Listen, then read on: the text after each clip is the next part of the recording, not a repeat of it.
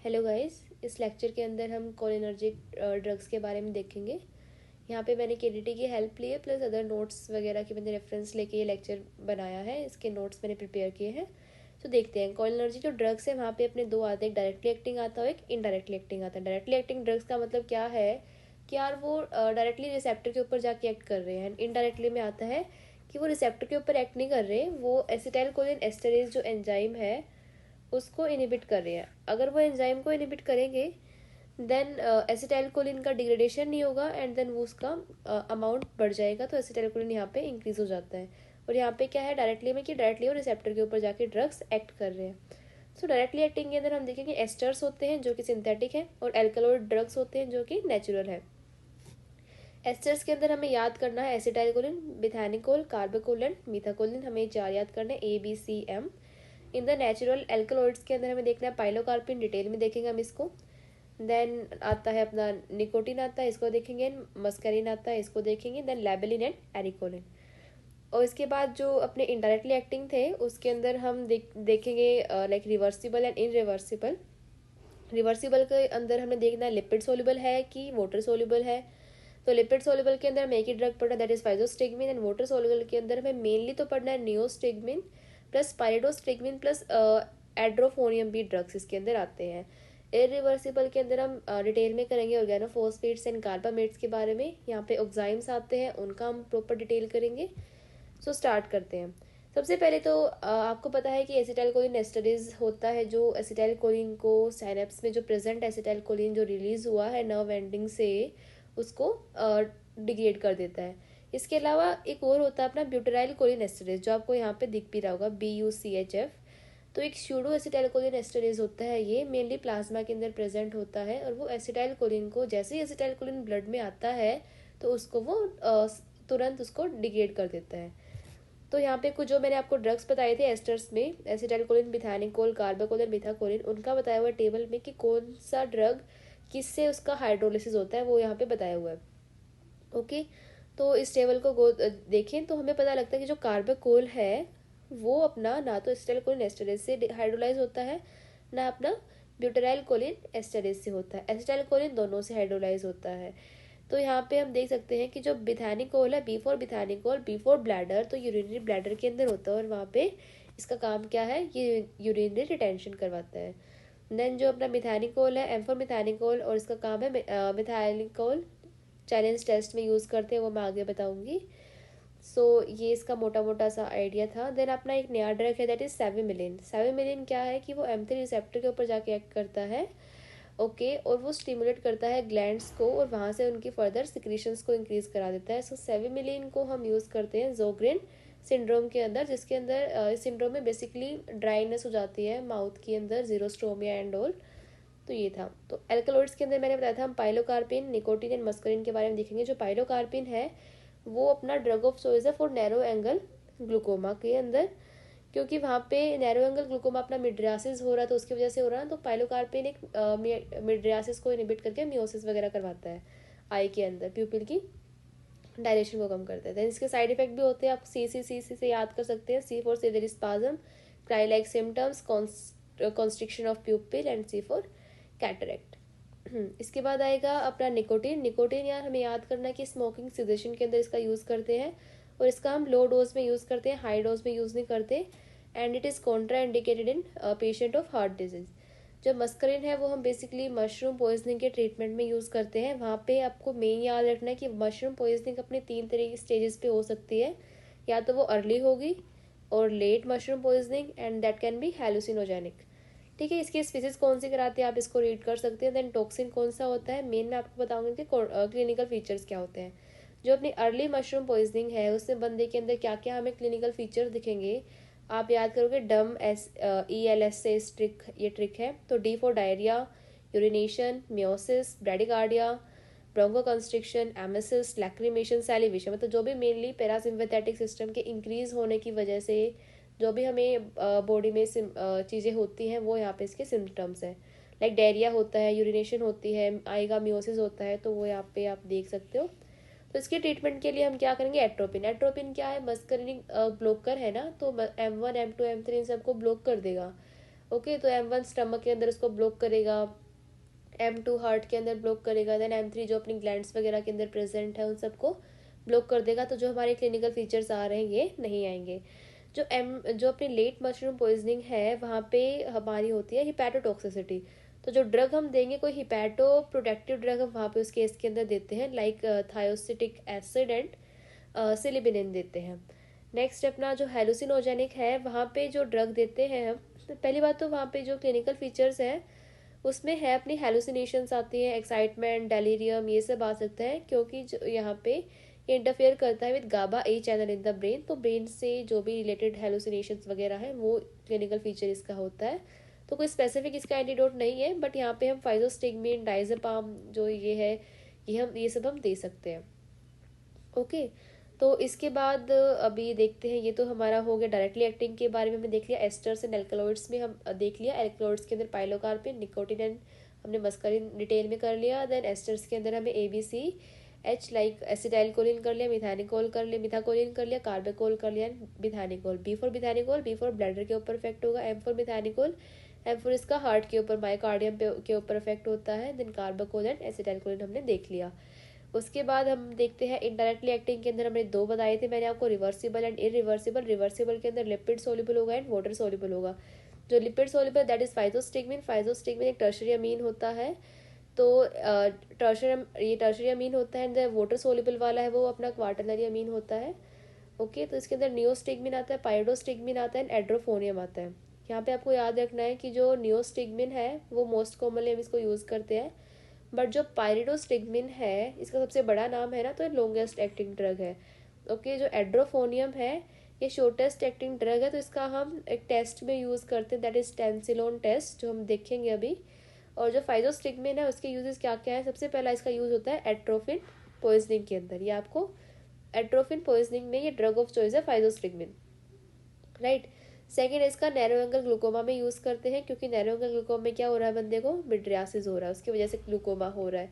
ठीक है, फाइजोस्टिगमिन क्या करवा देगा, मियोसिस करा देगा, तो इसको ठीक करने में हेल्प करेगा। ओके, क्योंकि ये पैरासिम्पैथोमाइमेटिक ड्रग है ना। एट्रोफिन क्या कर रहा था, ये मस्करिन ब्लॉकर था। फाइजोस्टिगमिन अपना इफेक्ट दिखाएगा, तो मस्कुलिन रिसेप्टर्स को स्टिमुलेट वगैरह करेगा या फिर इसको अपोजिट इफेक्ट दिखाएगा। तो एट्रोपिन पॉइजनिंग के अंदर इसको हम यूज़ कर सकते हैं, नैरो में ग्लूकोमा में यूज़ करते हैं।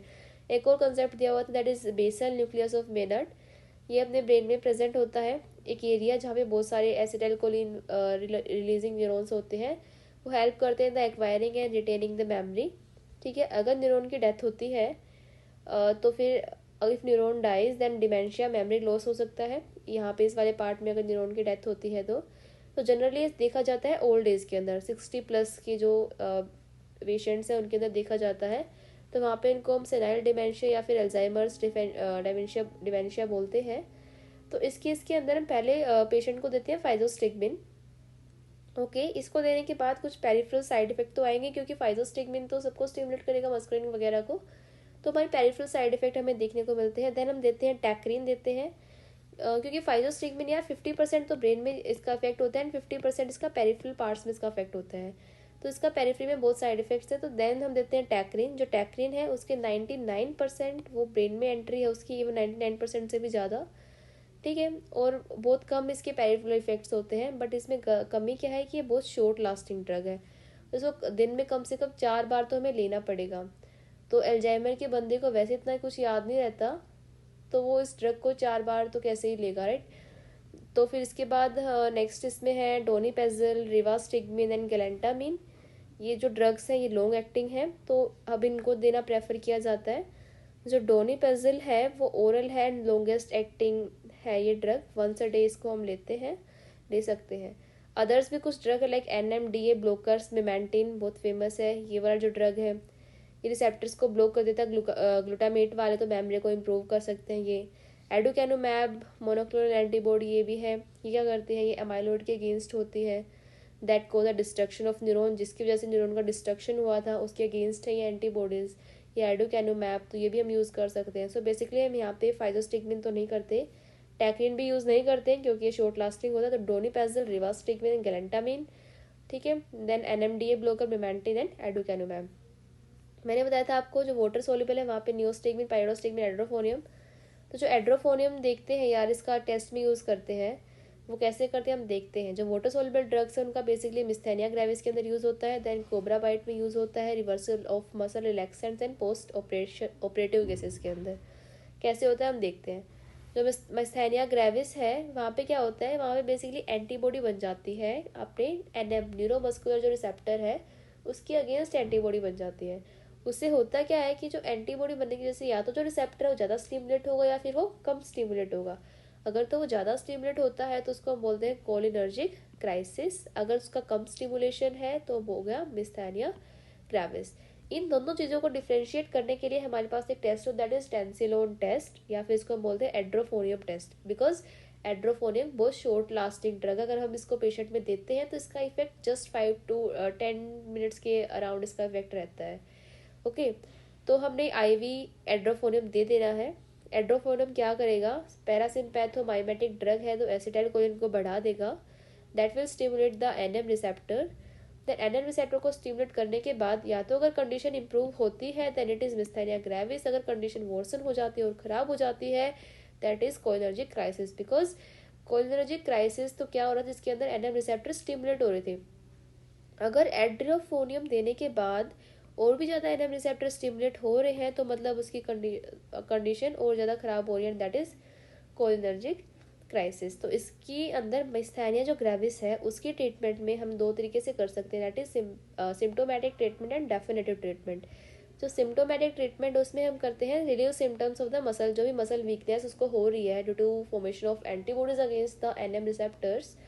तो जो मसल वीकनेस को रिलीव करने के लिए हम एनएम ब्लोकर्स दे सकते हैं by overcome NM blockers by increase sorry तो उसकी मसल वीकनेस को ठीक करने के लिए हम क्या कर सकते हैं, हम यहाँ पे पायरिडोस्टिग्मिन देते हैं या उस नियोस्टिग्मिन की बजाय, क्योंकि पायरिडोस्टिग्मिन ज़्यादा इफेक्टिव होता है इस केस के अंदर, राइट।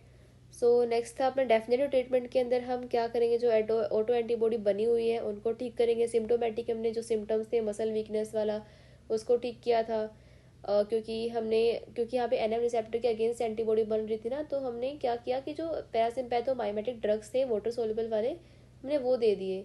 उन ड्रग्स को देने से एसिटाइलकोलिन बढ़ गया एंड देन हमारे जो रिसेप्टर का ब्लॉकेज था उसको थोड़ा बहुत ओवरकम कर लिया, राइट। तो यहाँ पे डेफिनेटिव के अंदर ऑटो एंटीबॉडी को हमने रिमूव करना है, तो उसका ड्रग ऑफ चॉइस है मिथाइल प्रेडनिसोलोन, ये इसका ड्रग ऑफ चॉइस है इस केस के अंदर। तो can't given for long term as led to the Cushing syndrome, याद रखना हमें। तो इसकी मेंटेनेंस के लिए हम देखते हैं एजाथायोप्रिन, साइक्लोसेरिन, टैक्रोलिमस, माइकोफेनोलेट, ये सब देते हैं हम। तो इनका काम की जो एजाथायोप्रिन है स्टीरॉयड स्पेयरिंग इफेक्ट है इसका, तो इसकी वजह से कोई साइड इफेक्ट नहीं आते। नेक्स्ट हम मिस्थेनिया ग्रेविस के अंदर थाइमेक्टमी भी कर सकते हैं, क्योंकि यहाँ पे ही हमारी इनिशियली एंटीबॉडीज बन रही है। इसका contraindicated in the initial stage of myasthenia gravis. Okay, तो पेशेंट जिसके साथ जिनके अंदर रेस्पिरेटरी पैरालिसिस भी है तो उस केस को हम बोलते हैं मिस्थेनिया क्राइसिस। यहाँ पे हम आईवी इम्यूनोग्लोबुलिन दे सकते हैं, प्लाज्मा फेरेसिस कर सकते हैं, तो ये ऑप्शन है हमारे पास। ये था मिस्थेनिया ग्रेविस के बारे में। नेक्स्ट हम देखते हैं कोबरा बाइट में क्या होता है कि जो कोबरा का वेनोम होता है न्यूरोमस्कुलर जंक्शन पे जाता है और वहाँ पे एनएम रिसेप्टर के साथ बाइंड करके मसल की वीकनेस करता है ये भी। तो इस केस के अंदर मसल वीकनेस होगी तो पेशेंट डाई कर जाता है due to respiratory paralysis, and इसका जो ट्रीटमेंट है या तो हम एंटी वेनोम देते हैं, if it is not effective अगर अवेलेबल नहीं है तो हम नियोस्टिग्मिन प्लस एट्रोफोनियम देते हैं। वाई एट्रोफोनियम, क्योंकि एट्रोफिन देते हैं। एट्रोपिन क्या करता है, ये मस्कुलिनिक ब्लॉकर होता है। तो जो हमारे others M1 M2 M3 other जो जगह बाकी दूसरी जगह पे जो प्रेजेंट है उनको ये ब्लॉक कर देता है, मस्कुलिनिक ब्लॉकर होता है। तो कुछ अदर स्वेटिंग या फिर सिक्रीशंस इंक्रीज होना, डायरिया वगैरह वाले सिम्टम्स नहीं आने देता। तो केवल ये जो नियोस्टिग्मिन है ये हम देते हैं, तो फिर हमारे जो एनएम रिसेप्टर है उसको ठीक करवाता है। नेक्स्ट अपना आएगा रिवर्सल ऑफ मसल रिलैक्सेंट्स। हम सर्जरी के टाइम जनरली मसल रिलैक्सेंट देते हैं और ये क्यूराने वाले ड्रग्स देते हैं जिसकी वजह से मसल रिलैक्स हो जाए। तो जो मसल रिलैक्सेंट्स हैं ड्यू टू एनएम ब्लॉक, हम एनएम ब्लॉक ही करते हैं ना, न्यूरोमस्कुलर जंक्शन को ब्लॉक करते हैं क्यूरारे ड्रग्स दे के जिससे कि मसल रिलैक्स हो जाए। तो रिलैक्स स्टेट से वापस कॉन्ट्रैक्टेड स्टेट में आने के लिए हम जो ड्रग्स है वो यहाँ पे नियोस्टिग्मिन प्लस एट्रोपिन ही होता है। नेक्स्ट अपना जो पोस्ट ऑपरेटिव पैरालिटिक इलियस या फिर यूरिनरी रिटेंशन, जब सर्जरी करते हैं तो इलियस को अगर टच हो जाए ऐसा माना होता है कि तो वो अपना उसकी जो कॉन्ट्रैक्शन, उसकी जो मोटिलिटी है वो ख़त्म हो जाती है। तो अगर वो बाद में खुद ना आए तो फिर उसके ट्रीटमेंट के लिए हम M3 स्टिमुलेटर देते हैं, क्योंकि वहाँ पे M3 रिसेप्टर प्रेजेंट होता है। तो उसके लिए हम नियोस्टिग्मिन देते हैं, एट्रोपिन नहीं देते, क्योंकि एट्रोपिन तो मस्कुलिन ब्लॉकर है ना, अगर वो दे देंगे तो फिर M3 को ब्लॉक ही करेगा वो वहाँ पे। या फिर हम मिथैनिकोल दे सकते हैं। और यूरिनरी रिटेंशन में भी हम यही देते हैं जो पोस्ट ऑपरेटिव होती है। तो बेसिकली हमने यहाँ पे देख लिया myasthenia gravis, cobra bite, reversal of muscle relaxation post operative वाले में। मिस्थैनिया ग्रेविस की मैंने आपको ट्रीटमेंट बता दी। नेक्स्ट अपने इरिवर्सिबल के अंदर आते हैं carbamate and organophosphates. Carbamate are insecticides, जिसके अंदर होता है कार्बराइल प्लस प्रोपेक्सम, आप याद कर सकते हैं एग्जाम्पल्स को। ऑर्गेनोफॉस्फेट्स के अंदर इंसेक्टिसाइड, हर्बिसाइड या फिर नर्व गैस हो सकती है। नर्व गैस में टैबम, सैरिन, सोमन ये सब होंगे। हर्बिसाइड में टिक, डिफ्लोस, पायरीफोस, फोस फ्लोस वाले यहाँ पे होंगे। देन क्लोर पायरीफोस वाले हर्बिसाइड्स के अंदर होंगे। इंसेक्टिसाइड के अंदर पैराथायोन होगा, मेलाथायोन होगा एंड सल्थायोन होगा। PMS पैराथायोन, यहाँ पे थायोन वाले होंगे, आई वाला इंसेक्टिसाइड के अंदर होगा, राइट। सो एक बात है कि जो एल्ड्रिन है वो ऑर्गेनोक्लोराइड होता है, ऑर्गेनोफॉस्फेट नहीं होता है, MCQ में पूछा जाता है। नेक्स्ट आता है अपना बाइगोन, ये होता है प्रोपक्सर, जो कि अपना इंसेक्टिसाइड था कार्बामेट वाला प्लस क्लोरो पायरीफोस। नेक्स्ट आएगा एक चीज़ की जो लिपिड सोल्यूबल होते हैं उसकी, हाँ, क्योंकि ये जो है ना, ये अपनी जो भी ऑर्गेनोफॉस्फेट्स वगैरह है, इंसेक्टिसाइड्स है, हार्बिसाइड्स हैं, ये ज़्यादा लिपिड सोल्यूबल होते हैं कि ये इतने ज़्यादा लिपिड सोल्यूबल हैं कि अपनी स्किन के बैरियर को क्रॉस कर सकते हैं and even can cause the poisoning in farmers, right. So permanently हम to permanently block ACH acetylcholinesterase को अगर परमानेंटली ब्लॉक कर दे तो हमारा क्या होगा, एसिटाइल कोलिन बढ़ जाएगा ना, क्योंकि ये जो ड्रग्स थे जो मैंने यहाँ पे बताया ऑर्गेनोफॉस्फेट, तो इरिवर्सिबल ड्रग्स थे ना, तो ये परमानेंटली ब्लॉक कर देते हैं एसिटाइल कोलिन एस्टरेज को। तो हमारा एसिटाइल कोलिन बढ़ जाता है तो वो M1 रिसेप्टर के ऊपर एक्ट करेगा जो स्टमक में प्रेजेंट होता है, तो HCl बढ़ जाएगा। M2 के ऊपर एक्ट करेगा जो हार्ट में होता है, तो हार्ट रेट कम हो जाएगी, BP वगैरह कम हो जाएगा, ठीक है। M3 के ऊपर एक्ट करेगा तो अपने आई में प्रेजेंट होता है, पिन पॉइंट प्यूपिल करवा लेगा, मियोसिस करवाएगा, सिक्रीशंस को बढ़ा देगा, डायरिया करवाएगा, यूरिनरी इनकॉन्टिनेंस करवाएगा, ठीक है, ब्रोंको कंस्ट्रिक्शन करवाएगा, ये सब हो जाएगा। तो इन सबको ट्रीट करने के लिए हम क्या करते हैं, या तो हम एट्रोपिन दे देते हैं। एट्रोपिन एक मस्कुलिनिक ब्लॉकर है, तो इन सारे सिम्टम्स को ठीक कर देगा वो, राइट। तो इसको हम IV देते हैं, डोज रिपीट करते हैं हर 5 मिनट में। जब तक करते हैं रिपीट डोज को जब तक हमारे अंदर साइन ऑफ एट्रोपिनाइजेशन नहीं दिख जाते। And what are the signs of atropinisation that we need to remember, कि पहला मिड्रियासिस होगा, पीपल डायलेट करेगा and we see the reversal of atropinisation. Next होगा जो सिक्रीशंस ज़्यादा हो रही थी वो कम हो जाएंगे, माउथ में जो सलाइवा वगैरह का, हार्ट रेट है वो बढ़ जाएगा। Most common sign is the mydriasis, जो हमें सबसे पहले देखना है। एंड मोस्ट रिलायबल साइन जिसके ऊपर हम रिलाई कर सकते हैं that is the decrease in secretions, right. उसके बाद आएगा अपना ऑक्साइम्स, ये बहुत इंपॉर्टेंट है, एसिटाइल कोलिन एस्टरेज रीएक्टिवेटर। तो इसके अंदर हमें देखना है कि दो होते हैं, एक होता है पैलिडोक्साइम, एक और दूसरा होता है डाई एसिटाइल मोनोक्साइम, एक और है ओबिडोक्साइम। जो अपना पैरिडोक्साइम है इसका बस पेरिफेरल में एक्शन होता है, P for pralidoxime, P for peripheral action. जो बाकी दो रह गए डाइएसिटाइल मोनोक्साइम एंड ओबिडोक्साइम, इनकी ब्लड ब्रेन बैरियर को भी क्रॉस कर सकते हैं। सो जो ऑक्साइम्स है इनको केवल हम ऑर्गेनोफॉस्फेट पॉइजनिंग में ही देते हैं, they are contraindicated in the carbamate poisoning. Why? Because जो एसिटाइल कोलिन एस्टरेज इस डायग्राम में देख सकते हैं उसकी यार दो साइड्स होती हैं, एक होती है उसकी एस्टेरिक साइड, दूसरी होती है एनायनिक साइड, ओके। तो एसिटाइल कोलिन इतना फास्ट आता है कि एसिटाइल कोलिन जैसे ही आया ब्लड से इसके साथ बाइंड किया और तभी वो चला जाता है, राइट। तो उसके वजह से जो एस्टेरिक साइट होती है वो हमेशा ऑर्गेनोफॉस्फेट जैसे ही आता है उसको हमेशा खाली सी दिखती है वो, तो यहाँ पे आके ऑर्गेनोफॉस्फेट लग जाता है, छोटा सा मॉलिक्यूल होता है और लग जाता है। अनायनिक साइड खाली रह जाती है, तो जब हम ऑक्साइम्स देते हैं तो ऑक्साइम्स क्या करते हैं, अनायनिक साइड के ऊपर जाके बाइंड कर जाते हैं and then they form bond with the organophosphate का बॉन्ड बना लेते हैं ऐसे करके, जिसकी वजह से ऑर्गेनोफॉस्फेट की यहाँ से जो साइट है वो वाली बॉन्ड वीक हो जाती है एंड ऑर्गेनोफॉस्फेट यहाँ से रिमूव हो जाते हैं। बट कार्बामेट में क्या होता है कि कार्बामेट एक बहुत बड़ा मॉलिक्यूल है, तो वो दोनों साइड को ऑक्यूपाई कर लेता है, एस्टेरिक साइड को भी और अनायनिक साइड को भी। तो ऑक्साइम के बाइंड करने के लिए कोई साइट नहीं बचती, सो दैट्स वाई ऑक्साइम्स जो है ऑर्गेनोफॉस्फेट्स वाले में यहाँ पे कोई उनका काम नहीं होता। So this is all about parasympathomimetic drugs. Lecture में मैंने सब कुछ डिटेल में बताया है, ऑलमोस्ट सब कुछ कवर करने की ट्राई करी है। We have done with the esters, alkaloids हमने कर लिए, then lipid soluble physostigmine I have done. Narrow angle glaucoma में यूज़ किया जाता है एंड एट्रोपिन पॉइजनिंग में। न्यूस्टिग्मिन मैंने आपको बता दिया, पाइडोस्टिग्मिन, एड्रोफोनियम, इनमें देखा था मिस्थेनिया ग्रेविस वाला part, cobra bite, skeletal muscle relaxant and postoperative paralytic ileus वगैरह हमने देखा था। इरिवर्सिबल के अंदर हम ऑर्गेनोफॉस्फेट कार्बामेट की पॉइजन देखी थी, देन इनकी ट्रीटमेंट में हमने एट्रोपिन देखा था जो दोनों में यूज़ कर सकते हैं। 5 मिनट तक इसको देते रहते, 5-5 मिनट के गैप में, जब तक हमें साइन ऑफ एट्रोपिनाइजेशन नहीं आ जाते हैं।